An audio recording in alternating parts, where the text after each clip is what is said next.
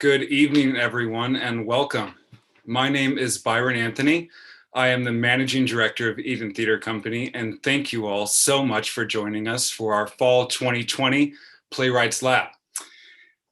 First of all, I'd like to say that our Playwrights Lab is a creative workbench that empowers all theater artists to explore the unknown about their work in collaboration with one another and share their spirits with their community. If you'd like to know more about our lab or if you'd like to get involved, please go to our website at edentheater.org, where you can also find links to support and donate to the work that we're doing. This Fall's Lab has been facilitated by David Rosen, and we could not be more grateful for the authentic and meaningful conversations he's facilitated with our collaborators with this lab. It's my pleasure now to introduce David Rosen to talk a little bit more about the work that you're about to see. But from everyone at Eden Theater Company, thank you so much for being here tonight. David, over to you. Thank you, Byron. Hello, everybody, and welcome to the third season of Eden Theater Company's Playwrights Lab. My name is David Rosen. Tonight, we are going to hear a work in progress by Tracy Carnes entitled 27 Moths. A little bit about the lab. Each session, we invite 3 writers to participate, and we workshop their pieces over 4 bi-weekly sessions with actors reading the script, followed by a discussion and then written feedback that I facilitate. We assign directors to each play, have 2 rehearsals, and then present the pieces as we are doing tonight, and the other 2 pieces will be presented tomorrow and Wednesday nights. And so we're happy to present 27 Moths by Tracy Carnes, directed by Amber Calderon, featuring Carrie Keating, Robert Gamalik, Daniele Kogan, Jess Kellner, and Sophie Overwater.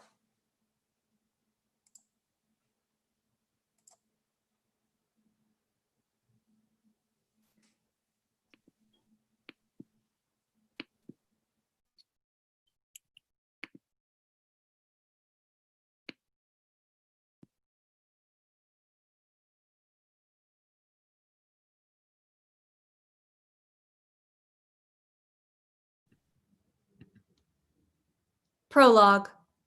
Darkness and silence. Lights up on Justine.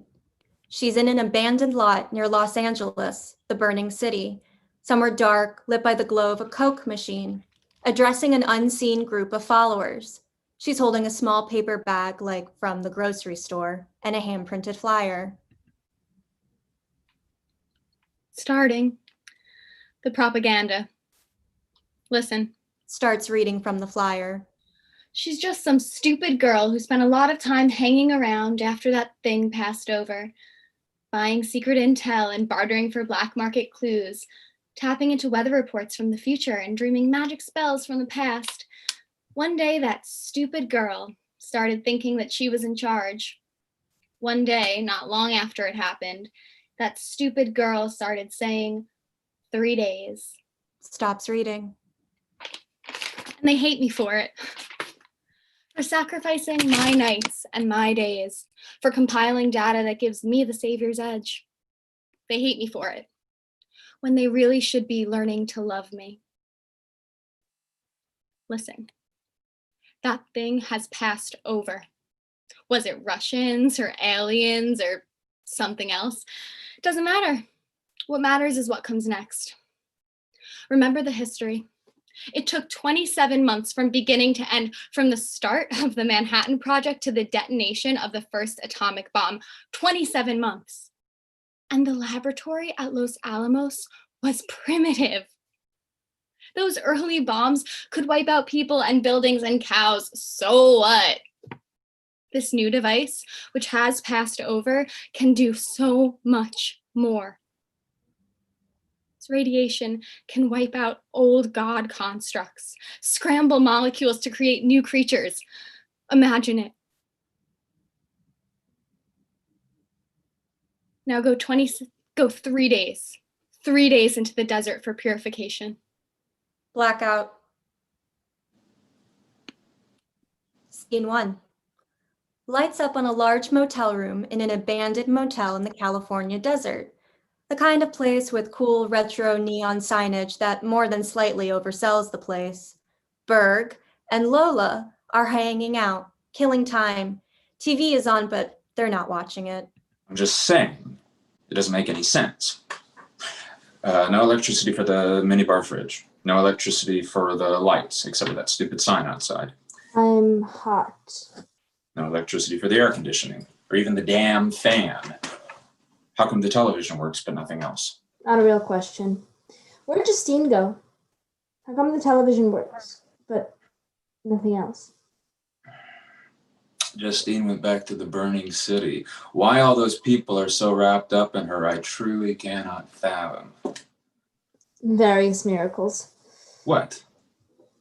Turning water into Coca-Cola, conjuring phony visions. That thing passes over and all of a sudden Justine is the second fucking coming. While she's mesmerizing the stupid masses and probably making all kinds of enemies too. We've been stuck here for days. I want to get out of here. I want to go back to LA. Justine brought us here to be safe, I think. Things are volatile in LA. Fuck volatile. I miss LA. It's not LA anymore, not for weeks now. It's the burning city. Still, you might be sorry you came. According to Justine, there are turf wars galore. Gospel according to fucking Justine. Anyhow, I had to come. Because of kindergarten, we picked each other as end of the world friends. Yeah, that was some progressive kindergarten. A noise from outside, metallic, unexpected. What the hell was that? Turn around! Turn around! Berg and Lola quickly turn around, face the TV. Justine enters. Well, you're back. What you been doing? Nothing. Just televisioning. What you been doing, sweet Lola? Televisioning like you said we should. Waiting. Waiting for me. Yeah, Justine. Good, Lola. And what else? Nothing else? Nothing? Well, Nothing else. Sunny. Justine shoves Berg in reaction to the nickname. He doesn't react except to move away from her. why did you call Justine Sunny? She knows why. Maybe I'll tell you sometime. Later on. You can't keep saying later on and make time do somersaults and force visions on us and shit. I'm working on a counter spell. Later on. Lights shift. Then a vision appears, vivid and hallucinogenic as Justine speaks. Berg and Lola stare at it. A fly buzzes in the air above you.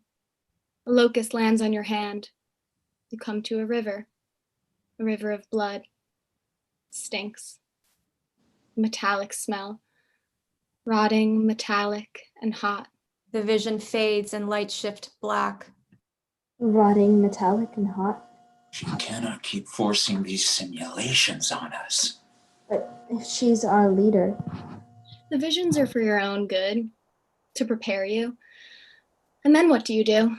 Hold our noses. Justine slaps Berg hard across the face. Take off our clothes and go for a nice bloody swim in your stupid imaginary river. we Justine keep, slaps him again, harder. we keep. We sit on the riverbank weeping and groaning and cursing you. You son. keep walking.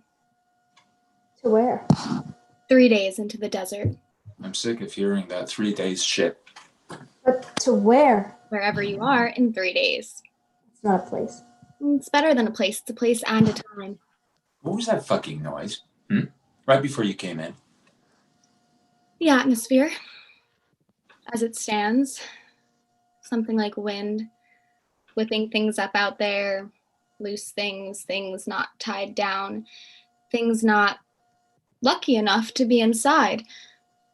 Nothing, really. Nothing, my ass. I heard something. I'm going to hear things from time to time. Need to learn to ignore them. I know what it is. You don't know what it is, so hush. Leave Lola alone. Lola knows things too. You're not the only one who knows things. Lola sees back. Hotel? Hotel sounds. People, that's what I hear from a time before this time. Tell. Right. Motel. From when this was a motel. Back before. Back before shit was real. I hear the occupants. Guests. In a motel, people are guests. Motels offer hospitality to paying guests who are free to come and go. Am I right, Sonny? Why do guests have to pay if it's hospitality? Because for some people, words don't mean shit. Like Sonny here, for example. Her words don't mean shit 99% of the time. Berg, I'm going to sew your mouth shut while you're sleeping. Please stay away from Berg while he's sleeping, please. Talk, Berg. You're a good talker. Do the newbie gats for Justine. I don't want to. Please. She'll turn them into something witchy, use them against us. Come on. In the beginning was... Oh, come on! In the beginning was Coca-Cola. And Coca-Cola begat Junior Mints and Red Vines. And they begat quarters, dimes, and nickels. And the quarters, dimes, and nickels begat Missile Command and Pac-Man. Mrs. Pac-Man. Mrs. Pac-Man, which begot Robert Oppenheimer. Now I am become death, the destroyer of worlds. Robert Oppenheimer and Enrico Fermi, which begat the Gadget, which begat Godzilla, which begat a low-flying 1 trillion megaton Hello Kitty doomsday device filled with radioactive rainbow sprinkles and glowing plutonium moths, which begat the nothingness. The nothingness. And Coca-Cola. Lola likes to make it into a circle. I keep trying to explain to her that's not how begatting works. Your order is all screwed up anyhow, so who cares? Fuck you, Sonny. Later on. You cannot say later on all the damn time. You're not the boss of us. I can read your mind. When you think you want to run away, I know. When you think that you want to kill me, I know. I know it before you can finish the thought. Can you read my mind now? It's nonsense words. Barter lilies, sun flame flowers, triple dip vanilla dates. Am I right? Fuck. And Bash Me Nuts? Oh no, never mind. That was from a time before. Well, someone was thinking of Bash Me Nuts. I can't keep sitting here. I need to go outside. It's been weeks since that thing passed over. You go out. Why can't we? You can. Go out into the desert, walk for 3 days until you find a paper bag full of Snicker bars, and then walk 3 days back. And keep the Snicker bars from melting. Right. You don't want to do that? I can't do that. That's something I cannot do. Nobody can. You are so fucking arbitrary. Watch. Watch what? Watch me. I have what you need. I have what you need. I have what you need. Justine produces a paper bag with something in it, tosses the bag to Lola. Lola empties the bag onto the bed. Snickers. Snickers. And they're cold. Okay, Justine, what's the trick? Where'd they come from? Tell me, are they cold? Yes, they're fucking cold, okay? Okay then. Earlier, Lights shift. some stupid girl walks through a nest of scorpions in an arroyo filled with blood, while a prevailing westerly wind blows. Some stupid girl walks 3 days through the desert while the west wind stirs things up and makes the air thick with bats and horseflies. Then, some stupid girl walks through all that again to get back here with a bag of cold Snicker bars. Lights shift back. Who are you? Who is she now, Berg? Your loving savior, Messiah, that kind of deal. Cut that out, would you? I'm going to stuff your mouth and throat and gullet with Snickers until you choke to death if you don't stop naysaying. That you're gonna kill me? That's your idea of a loving savior? Is she really that? A savior? It's just who I am. some stupid girl with a bag full of cold candy bars. And yes, your savior. We're supposed to take that on faith, right? 27 months. 27 months. A noise outside. Quiet. Or There's some someone out there. or something. Someone. Who's out there, Sonny? Who'd you bring back with you? 3 days. You said we'd be safe here. 27 months. Who'd you bring back with you? 3 days. 27 months. Who did you bring back with you? 3 days. 27 months. Stop playing that stupid game. 3 days. 27 months. Berg looked out Days. the window.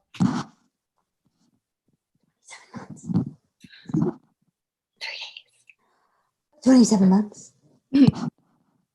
3 days. 27 months. You said moths. No, moths. Moths. Moths. Who in the fucking hell did you bring back with you? Berg goes to the door and flings it open. A sound like Godzilla emitting an electrical metallic roar, a light like a trillion rainbow stars invading the room. They all freeze in the glow of it. Moths. Shifts 2. Scene 2. Lights up on the motel room. Berg and Lola sit on the bed. Justine stands in front of them. A dull, pulsing sound comes from outside. That's all for today. Don't forget. Don't forget what? He's a fucking... Pain in the ass, I know. Don't forget. They're for your own good. The simulations, they'll help you when you're in the desert. Practice runs.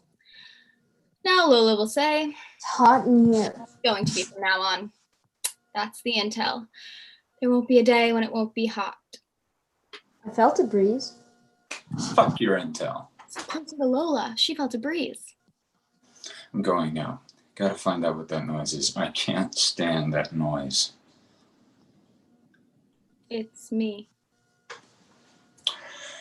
I suppose it was you that made all of those blinking light thingies appear out of fucking nowhere too.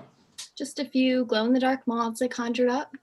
Shut up, shut up, shut up! You can't tell it to shut up. It's not a thing you can control in that way. It's from the deep. Goes from the ground, through my feet, up through my legs, and out of my girl crotch, and from my asshole. Ears, nose, any bodily opening. Mouth? Not yet. Soon. I'd like to see that. You won't. She's full of it. She will. You both will. Mouth is the greatest source of power. In the beginning, there was the mouth. Think about it. Don't hold your breath. I'd like to hold my breath. Lola holds her breath for a few beats and then lets it out.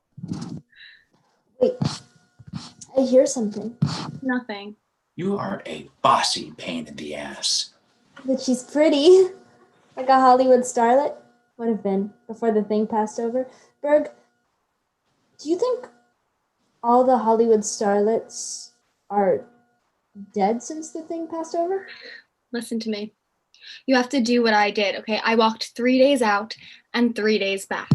Electricity can run the television and that stupid neon sign. Why can't it run the fan or the AC? I'm going outside. I'm going to find that electric sound. Justine blocks the door. Berg backs down. Whatever. I'll go tomorrow. Shifts 2. Scene 3. Lights up on the motel room. Lola is sleeping. Justine and Berg sit on the floor. A phosphorescent glow is coming off Justine. So you're saying that the sky out there was totally black with horseflies? They bite the hardest. Leave the biggest welts. Welts hard like boils. How do I know you even went to the desert? How do I know you didn't go up the road and find a little gas station that was missed by the thing when it passed over? A little gas station with a generator and a freezer just full of candy bars? I went to the desert. 3 days out. And the horseflies didn't touch me. Now you're just Going being... off. Come around here and sit behind me. You're glowing. Like day glow. It's gross. Why are you glowing if you're so purified? If that desert bullshit works, why do you look all phosphorescent? Do what I say, like when we were kids. No. Mom and Dad never liked it when you made me do things. Sit close to you for hours and hours. Scratch your back and blow on your neck. It was weird.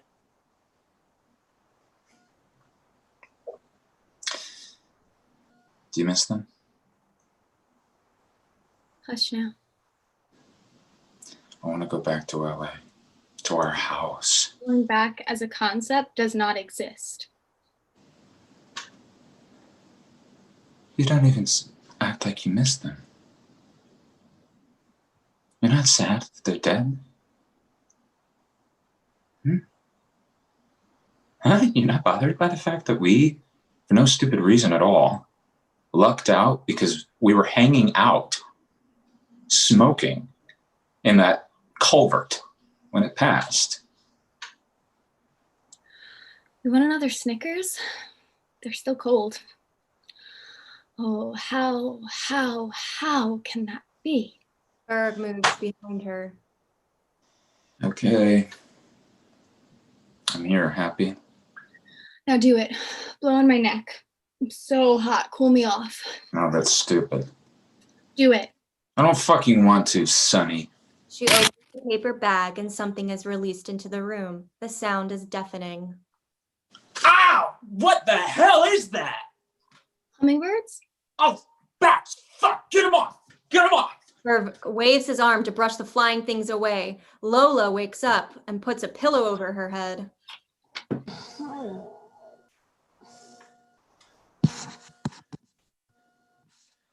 Said blow, Berg, back of my neck. Berg, still brushing away the flying things, sits behind Justine and blows on her back of her neck. The stuff flying around the room subsides. Justine's glowing dims. Keep blowing. I am. Okay. Now what's that noise? Lola gets up. What noise? That same damn noise, like electricity. Pulsing. It's louder today. It's hot in here. I said that you have to stop complaining. But it is hot. Gonna go out and look. Maybe it's a generator. Come on, Lola. Cut it out. You know you can't go out. Not unless you're going all the way out, 3 days, without stopping into the desert. Lola, get your shoes. I lost my shoes. I think they disappeared. Look under the bed. Into thin I air. said no, Berg. Do what I say. Do it because I say so. Like when Mom would say, eat your breakfast, Berg, and you would say no and race out the door because you wanted to play before school. And then you'd get to school and be starving all morning, desperate for the lunch bell to ring.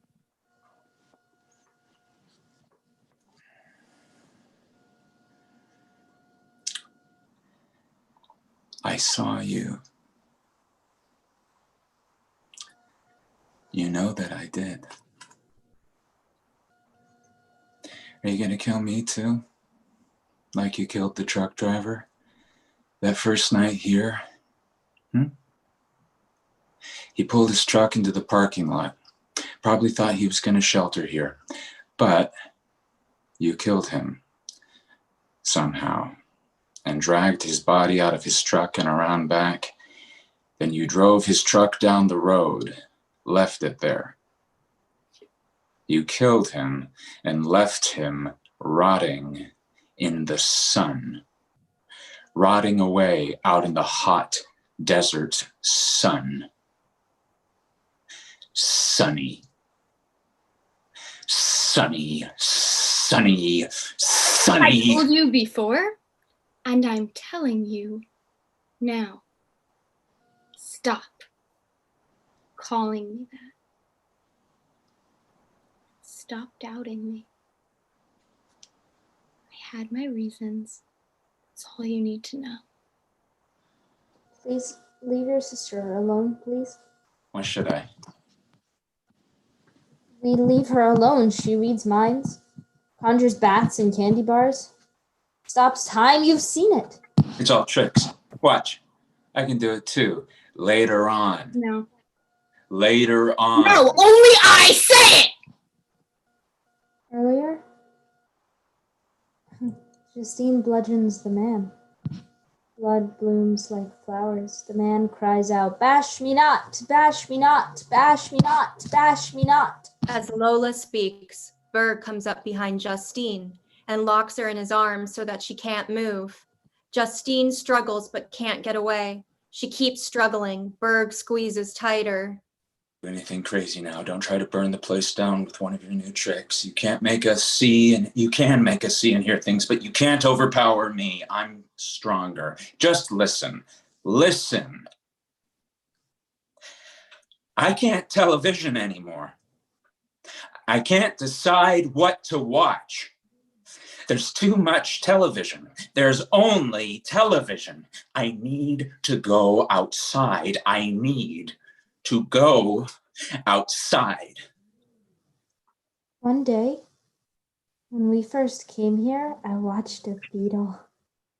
It was like television. If the future becomes like the past, there will be no more television and we will all watch beetles. Or frogs. Maybe horseflies. A beetle falls from a stone wall and lands on its back. I turn the beetle over with a toothpick. I don't know what it wants, but if I knew, I feel I would try to help it. How could a creature communicate what it wants except by action? Actions are clues to the creature's god. The beetle goes back to the wall and starts to climb again. Faster this time, now turning towards a plant. Does the beetle want to get to the plant? The beetle is almost level with the top of the terracotta pot, but now it hits an obstacle. A stone in the wall that protrudes more than the other stones. He falls on his back. I turn him over. He grabs the toothpick with his pincers. He has a strong grip. I lift him and put him on one of the fronds of the plant. I don't know if that's what he wants, but if he doesn't, he can dive off the edge of the pot. He can start again. Now, I shift my gaze to a nearby bush. As I watch the bush starts to burn. A burning bush appears in the air. Lola watches it.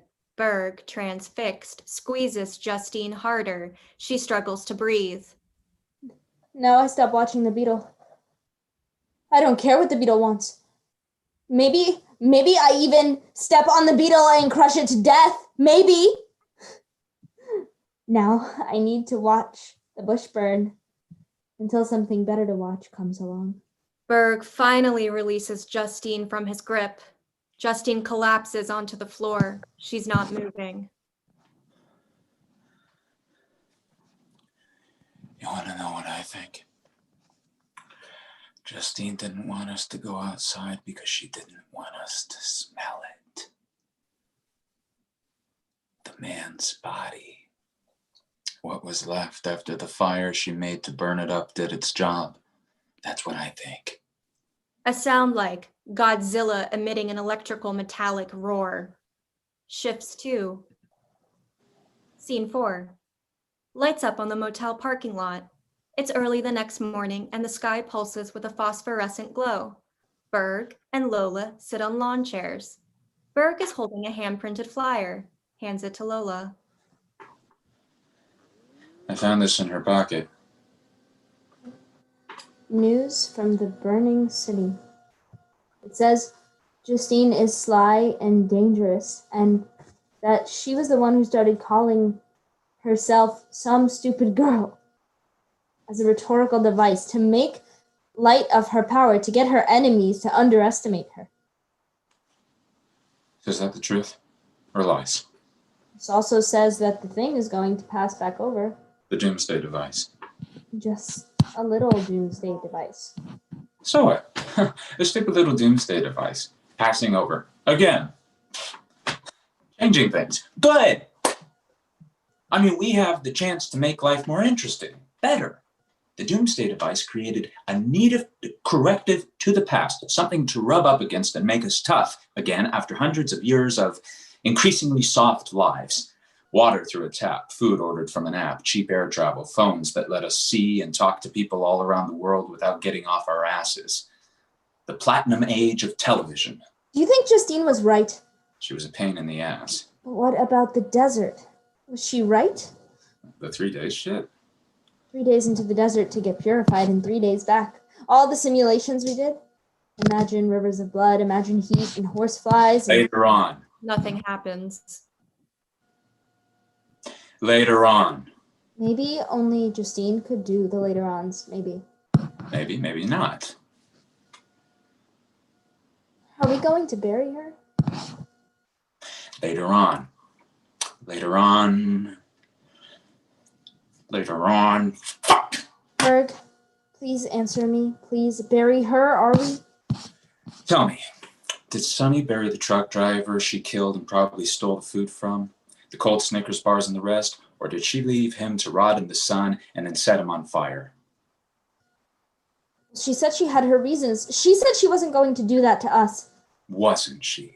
She provided for us. She protected us. Does that mean what she did was right? Right? The right thing to do? Not a real question. She was dangerous. It was an accident, what you did. She was so bossy and a liar and very, very dangerous. 3 days. We should start. The desert? Hell no. What about purification? Justine went to the desert and came back glowing. Or maybe that's what happens. Before purification? Shit, I don't know. Maybe we need to go away from here. Maybe in case the thing passes back over. What's so great about the desert? The device is not going to bother with it. It's not going to waste its amazing radioactive rainbow sprinkles that glow like moths on an unpopulated area. Anyhow, we can't go yet. We have to figure out what we'll need when we get out there. We'll figure it out when we get there. When I remember back, I can see that 9 is important. 3 times 3 is 9. 3 days into the desert, 3 days back. What's the other 3? We can't stay out there for 3 days. When we get back, we're purified and we get 3 days. We gain the 3 days back. How? It just happens. Can we stop using the word just? Why? The word just tends to simplify complicated things, underestimate difficult things, flatten layers of complexity. And it's starting to bug me. We need to go. 3 days and then we're there. What if the device is heading to the desert? You don't know that Justine was right. Please come on. Please. We should bury her. If we're leaving, we need to go now, while it's early. Shifts 2. Scene 5. Lights up on Berg and Lola in the desert.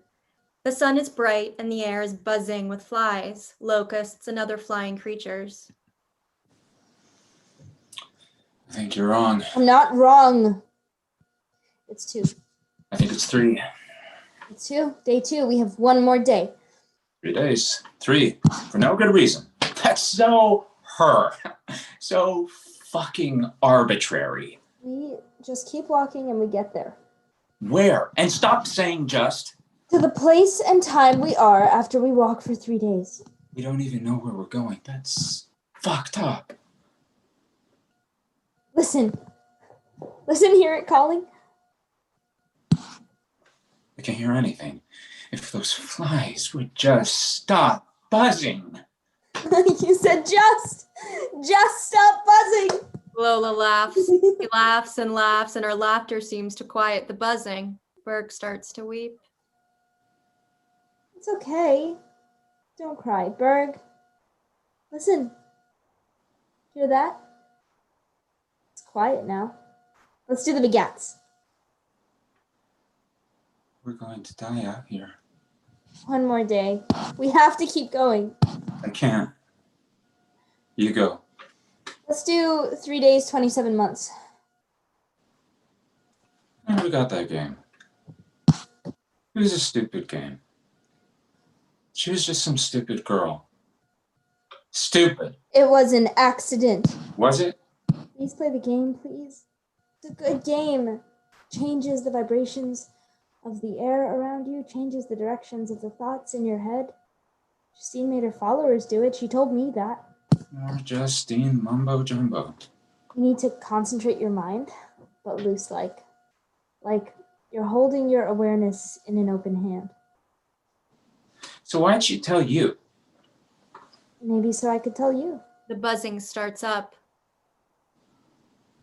3. 3 days. 3 days. The buzzing starts to fade again. 27 months. 3 days. 27 months. 3 days. Buzzing fades more. 27 months. See? No. No, I don't see. I'm hot and hungry. So tired. I know. Sometimes lately I've wanted to sleep the whole day. The buzzing starts again. Berg lies down and closes his eyes. Lola is watchful. Shifts 2. Scene 6.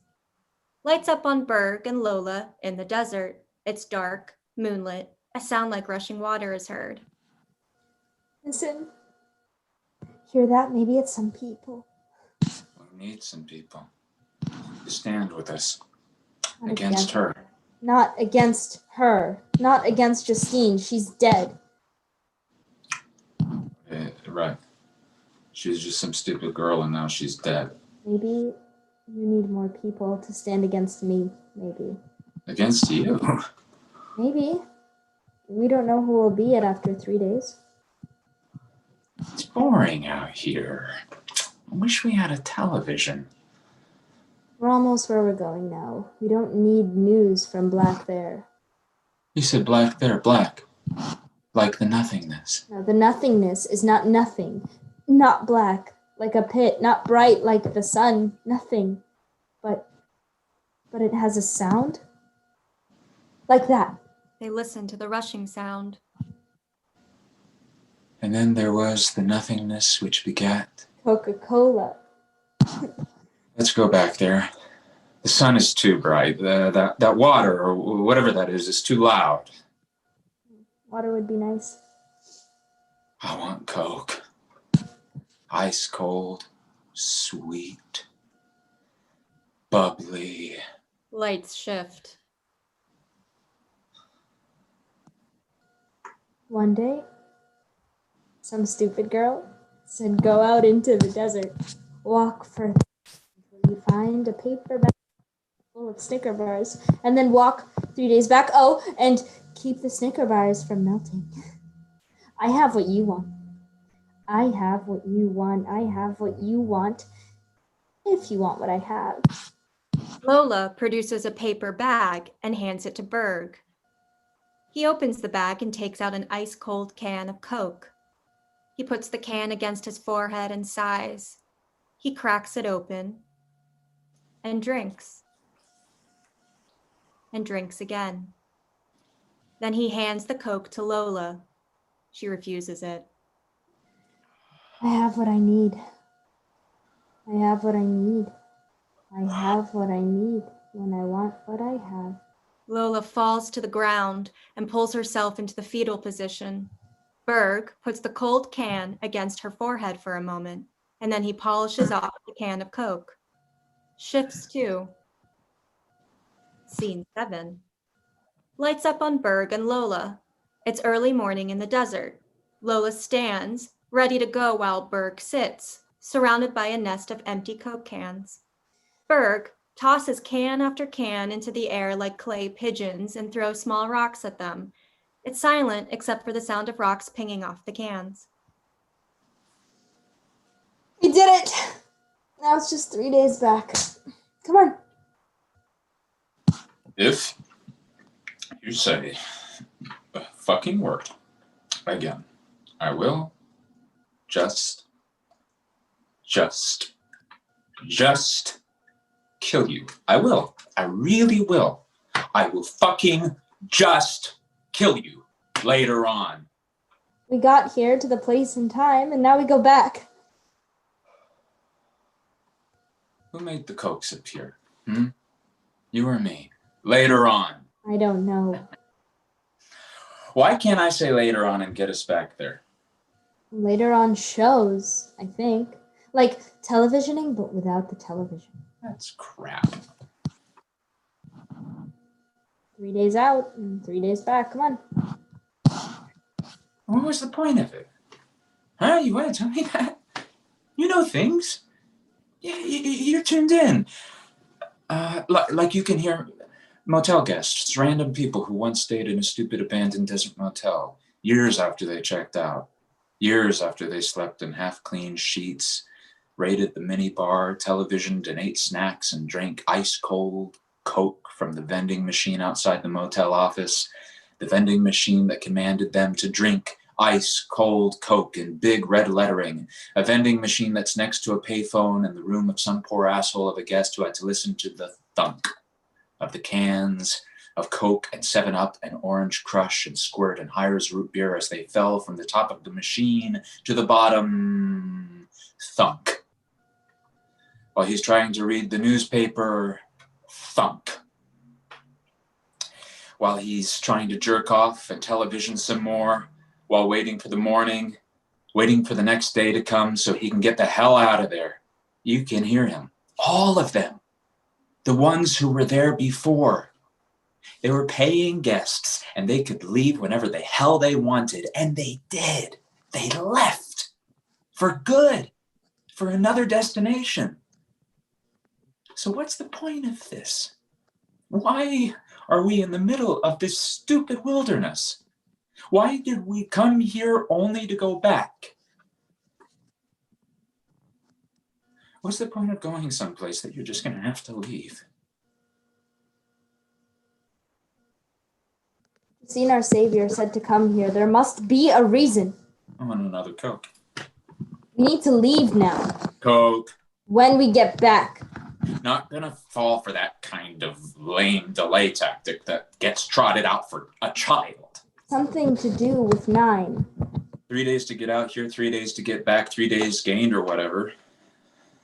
Please, Bert, please, 3 days back. I didn't even say just. Back to the same place. No. Maybe we need to keep going. Go someplace else, farther. Same place, different time, so not the same. She's gonna be there. At the motel. We should have buried her. Your sister. My sister. Not just some stupid girl.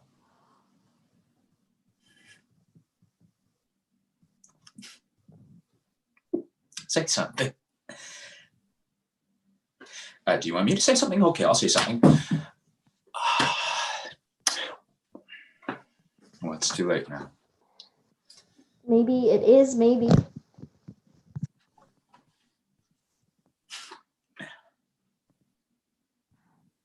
Sunny is back there, rotting in the sun.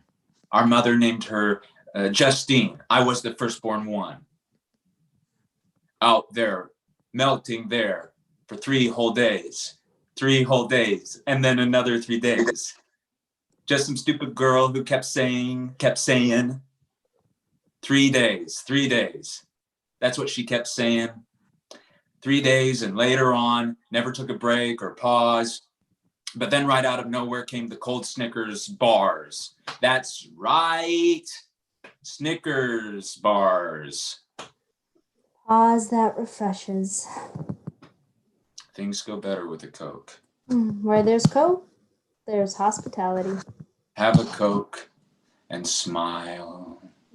Be really refreshed. You can't beat the feeling. Life tastes good. It's the real thing. Shifts 2. Scene 8. The motel parking lot. Evening. 2 empty lawn chairs and the Coke machine that wasn't lit before, now lit up. The Godzilla hum throbs softly in the night air. Berg and Lola enter, exhausted. They struggle to the lawn chairs and collapse into them. Taste the feeling. Thirst knows no season. Coke adds life. Coke adds life. Nothingness. The nothingness begat. Always. Coca-Cola. Shift 2. Scene 9. The next morning. A phosphorescent sunrise. Berg and Lola are asleep in the lawn chairs. Justine enters. Looks at Berg and Lola. They don't wake up.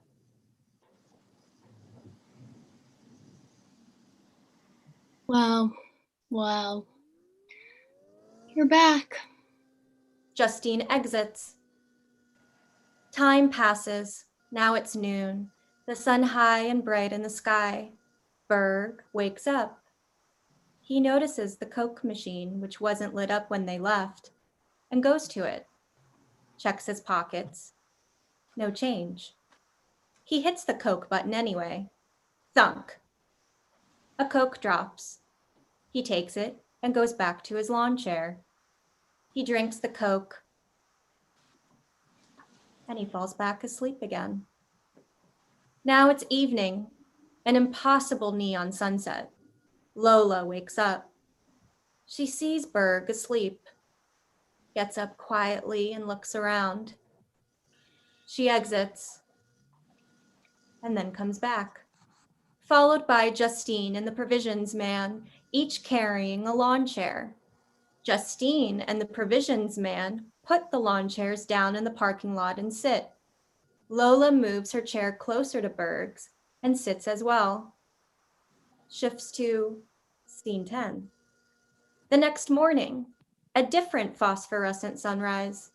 Berg and Lola stand in the parking lot, looking at Justine and the provisions man asleep in the lawn chairs. Why didn't you wake me up? That's the truck driver. The provisions man, that's what she calls him. And they're both alive? How in the hell is that possible? It just is. Just no questions asked. You can ask, there might not be any good answer right around the corner. Does Justine know we're back? Yeah, she knows. Does she know we're purified? Are we purified? Because we fucking well better be. We could have died out there. And what about them? Are they purified? And the stupid little doomsday device, is it coming back? Does old Sonny know the answer to that one? Those are all real questions. What if it passed over here again while we were away? Not a real question. Wake them up. Please let them sleep, please. I'm waking them up. Sonny, wake up now. Wake up, Justine. Justine! Justine wakes up and slowly sits up.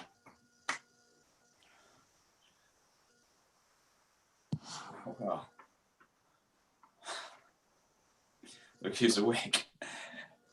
And alive, too. Look who in the hell is alive. 3 days. Didn't I tell you? Brutal sun, bloody rivers, shiny, sweaty hair, sweaty skin, sand, buzzing, blackness, the whole shebang. Fly buzzed, a locust landed, rivers turned to blood and started to stink, metallic, rotting, and worse, right? Wasn't I right? I swear I'm gonna sew your fucking mouth shut while you're sleeping. Stay away from me while I'm sleeping. I watched a spider bite you while you were sleeping. Where? On your index finger. Left hand. It itches. You wait. It'll get worse. You stood there and you watched me get bitten. It wasn't for me to interfere, Sonny. Can't call me that anymore. Why the hell not? The man came back. He's here. He didn't rot in the sun. Yeah, he didn't. And neither did you.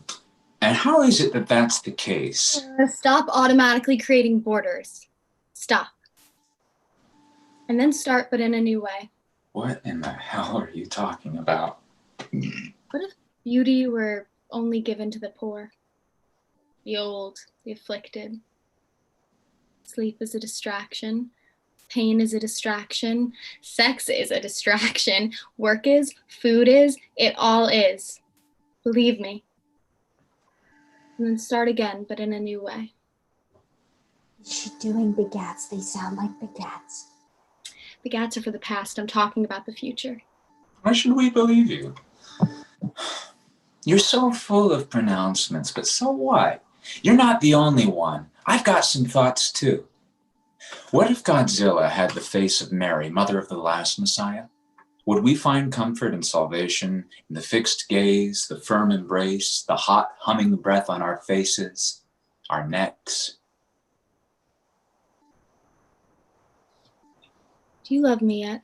Here's what I remember from before. Christ is beautiful. That was his allure, like a movie star with magic words that built the last age, words that soared like a cathedral and flowed like water and vivified like blood until the thing passed over. And then things change. The golden age of television begats the platinum age of television. The gadget begats the doomsday device. Televisioning stops. The silver screen implodes. We watch burning cities. We watch stone walls, gravestones. Do you love me? The provisions man wakes up. I love you. You have to ask me to protect you. You have to give yourself up to me, your well-being, your days and hours and years. It's a lot to ask. So is brushing away spiders every night and every day. Ask me to protect you. Think about it. I'll give you some time. I'll go away. Wait for me. 3 days. You'll say later on, and then we'll see some stupid vision of what you want us to see. We'll believe you went away and came back, but it's a trick. Try the desert without tricks. Lola and I know what that's like. Faith is a trick. And it's real. A real trick. Do as I say and wait for me. The provisions man will take care of you. He will provide. Lola and I can provide for ourselves. We did fine in the desert, didn't we, Lola? If they don't ask you to provide for them, you must leave them outside and leave them to provide for themselves. I alone can provide for you. I alone can give you what you want. While Justine is away, we'll wait inside. We'll wait inside where it's cool and think about beauty. Beauty is a mystery. Beauty is a weapon. Beauty is a spell. Beauty is fleeting. Beauty is forever. Beauty is stingy. Beauty is beauty. Godzilla is a beauty, a martyr, a prince, a mother, a storm, a lightning storm of vast proportions, filled with electricity that feels like love and motion that feels like purpose. Are you in a good place? A safe place? A place with water? Are you in a place with dust? Radioactive raining down, creating a spectacle, a thrill, a mystery, something new. Time slows down. Half-lives, ticking. Doomsday is a clock. Doomsday is a device. Why can't things be the way they used to be? The doomsday is a pain in the ass. A necessary pain in the ass. Refreshing. Like rain. Snickers wrappers fall from the sky, a downpour, a monsoon, a spectacle. Hey! Where is she? Where's Justine? Where'd she go? Lola and Berg look around. Justine has disappeared. The provisions man produces cokes and offers them to Berg and Lola. Lola takes one. Berg refuses. You? Him? Is that where the cokes came from? Is it? Lola waits a beat and then drops her coke. It rolls, stopping at the provisions man's feet. It's the real thing, your savior. The lesser of two evils. The devil, you know. Wait inside. Or not. Or wait outside. Rot in the sun. Dust to dust. I hear you knocking. But you can't come in. I hear you knocking. Tell me where you've been. Lola gets down on the ground and makes angels in the Snicker wrappers. Berg goes to the Coke machine and hits a button. And another. And another. This time no Cokes. No thunks. Nothing. Shifts 2. Scene 11. Sunset later that day. Berg and Lola stand in the motel parking lot. The lawn chairs are gone. The Snickers wrappers are gone. We need to leave. Where? Away from here. Justine wants us to wait for her. You don't care about what she wants. But shouldn't journeys start in the morning? Not a real question. We can start at night. It's easier to follow the glow. The glow is where some other people are. Wait. I can't see the glow. I can. I can see it there. Please. Berg. Please, I'm going. I have to go. I need to remember something, but I have to be away from him first. He stops me from remembering. I think I see it. There. We should go this way. Not that way. That's the provisions man. He's inside. He made the lights go on. Come on, it's this way. Berg gets one of the lawn chairs, opens it up, and sits. Berg, please. I'm gonna wait until morning. He's in there. Please come with me. What you're seeing out there? It's the stupid little doomsday device. Don't go that way. It's the wrong way. Lola exits alone. Shifts 2. Scene 12. Sunrise the next morning. Berg is asleep in the lawn chair. The provisions man enters. Well, well. Look who's still here. Berg wakes up. Can I bring you anything? No. Anything at all? I said no. Just waiting here. Just until tomorrow. Just waiting. Well, let me know if you need anything. I won't. The provisions man exits.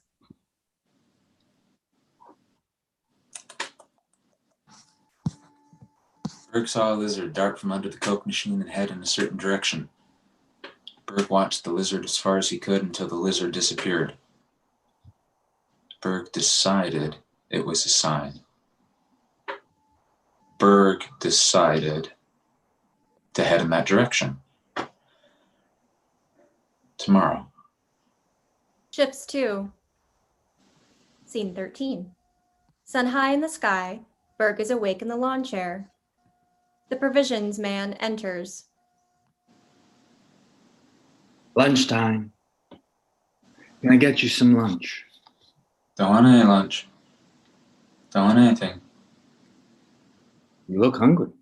The provisions man exits. I am hungry. Shifts 2. Scene 14. Sunset. Berg is dozing in the lawn chair. The provisions man enters, rouses Berg. Dinner time. Can I get you some dinner? No, don't want anything. Not anything.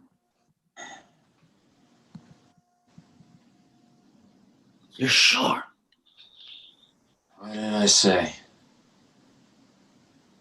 The words? Did you hear the fucking words? The provisions man exits and then comes back, carrying a lawn chair and nudging on Lola, who, prisoner style, walks in front of him. Her arms are bound to her body and her mouth is bound as well.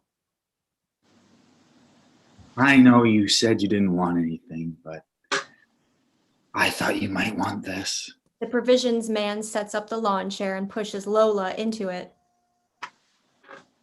See? You did want something. You wanted her back here. I did this. For you. Okay, fine.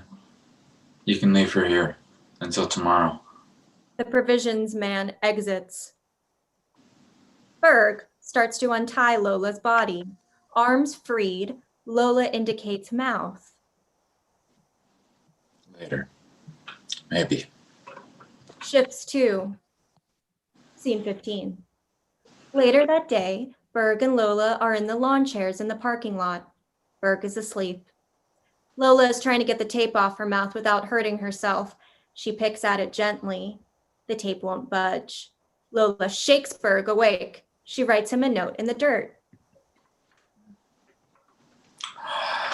Please, Berg, please, mouth. No. Later, maybe. Lola writes something else. Water. Berg gets her a can of Coke from the machine. No money, just punches the button. He starts working on the tape on her mouth and gets it off. Gives her the Coke. She drinks. Thank you, Berg. Thank you. You still do that thing? Don't you want to know why I came back? He brought you back. No, I came back to get you, but he knew somehow. He found me, Berg. I saw something. Something that's already happened. Seeing the past or hearing it or whatever, you can still do it? Yes. Good. We need to find out where Justine went. I know where she went. Where? Wait, how have you been eating since she's been gone? I still have some of the food that Justine brought us. I don't trust that man. Snickers bars? Yeah. Are they still cold? But are they cold? Yeah, the Snickers are cold. But so is the Coke. I think that's us.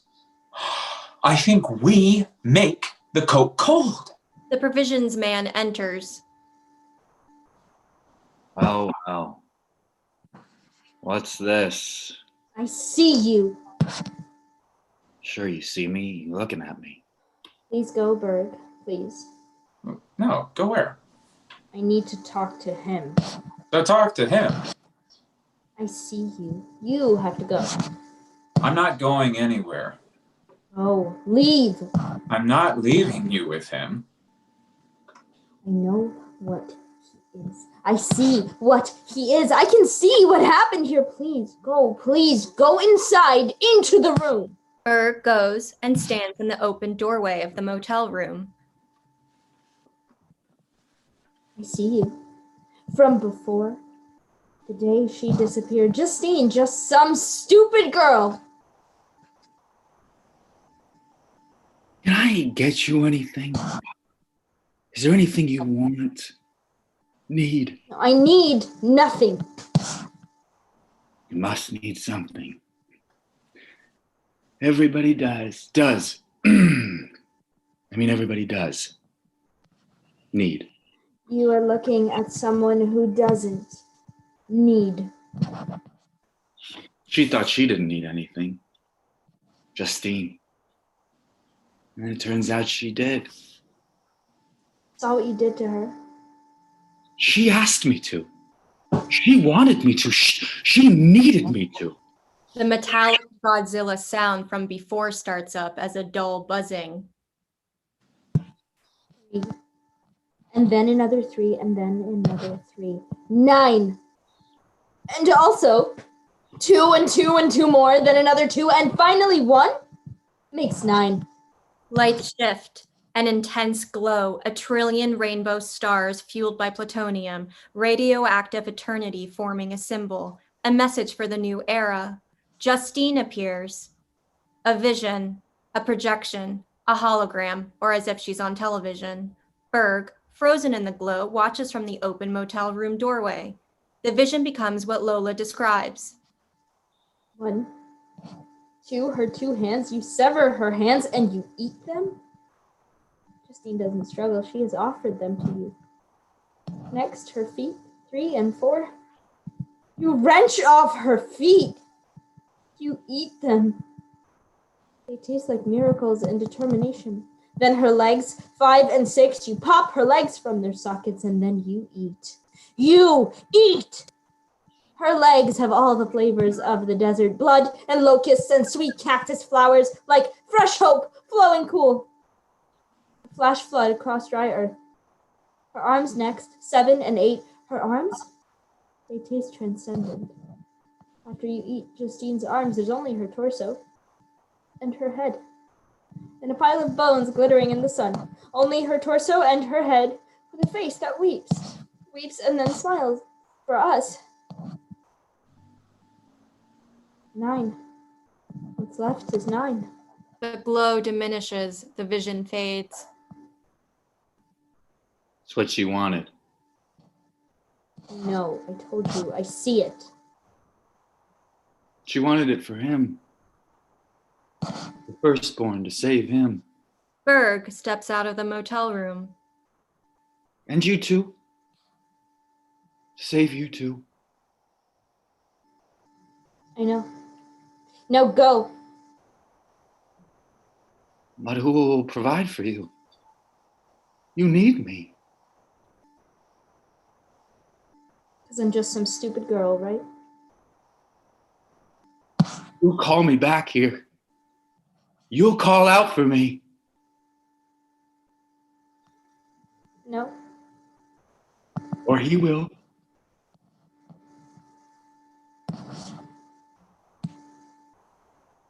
I look after Berg. I look after Berg for Justine, and Berg will look after everyone for Justine, the masses. We'll hear about this thing you did and learn to need less from you. Berg comes out of the motel room and stands by Lola. That really happened? Did it? Oh God. Did it?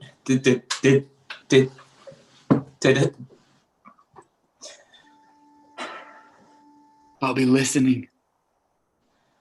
I'll be waiting for your cries. Eventually you'll come inside. Where it's cool. Eventually you'll tell me what you want.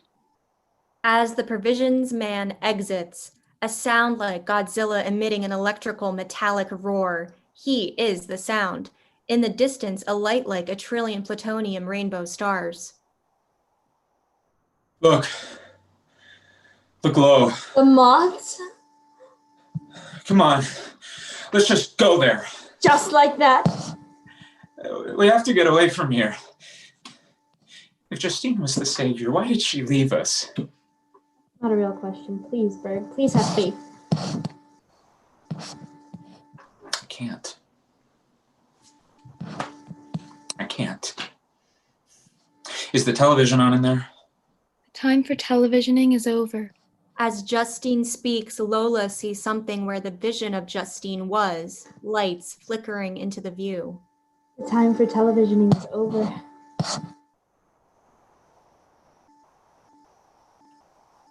Oh. Poor Justine. Forgive me. Can you forgive me? I'm so sorry. Overcome, Berg stands where the vision was, tries to find Justine, to sense her presence. I can feel her. Here. Right here. I don't want to think about it. I want to forget. Justine begat Berg and Lola. Justine begat Berg and Lola. What does it mean? It means that she forgives you. First we gather the bones. The traces of Justine. We sit with them. For how long? 27 months? Just 3 days. Just 3 days. We'll watch beetles and sunsets. Then what'll we do? Everything is burning. Berg listens for Justine to answer, but he doesn't hear her anymore. We'll start over. I'm beginning to forget. I think Justine was like a movie star or like Jesus. Life is a spell. Life is fleeting. Life is forever. Life is stingy. Life is life. What else? I can't remember. I can. I can remember. I'll remember for us. Justine died and then she came back and then she left again. Okay, but She was just some stupid girl and then she died.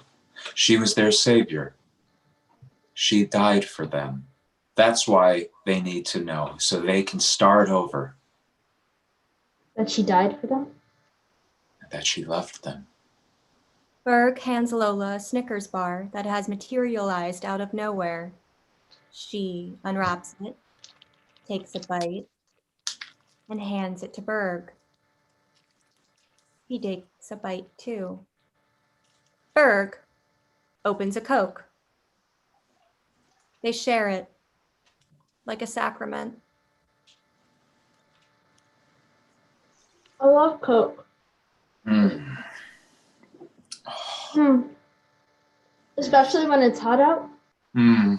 If I forget everything else, I won't forget that. Coke adds life. It's the real thing. It feels like something terrible has happened.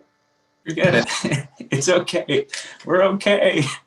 Like a stupid little doomsday device has passed over. Has it? I feel something. Later on,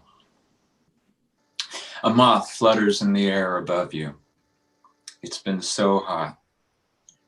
It's cooler now. And the thing you feel,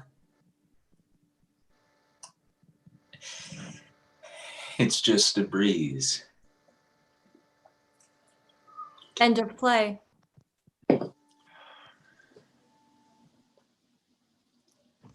Hi guys, thank you so much for tuning in to Eden Theater Company's lab production or reading of 27 Moths by Tracy Carnes. I am Jordan Gamalik. I am the production manager here at Eden Theater Company.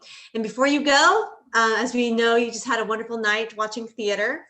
I want to bring our cast, director, and writer out if they're there. Come on out, guys. Awesome. So good. So we just want to say thank you guys to all of you watching. And just if you are interested in donating to Eden Theater Company, I just put it in the chat. You can donate at fundraising-fracturedatlas.org/Eden-Theater-Company. And we would love, if you enjoyed what you watched, just to donate to Eden Theater. Also go to edentheater.org and see everything that's coming up, as we have a ton of productions coming up and we're getting ready, as I know COVID is kind of stopping theater at the moment. It's not stopping us. We are figuring ways to bring people together in a time that needs theater the most. So thank you guys again for watching. Have a wonderful night. Bye. Thank you guys. Bye.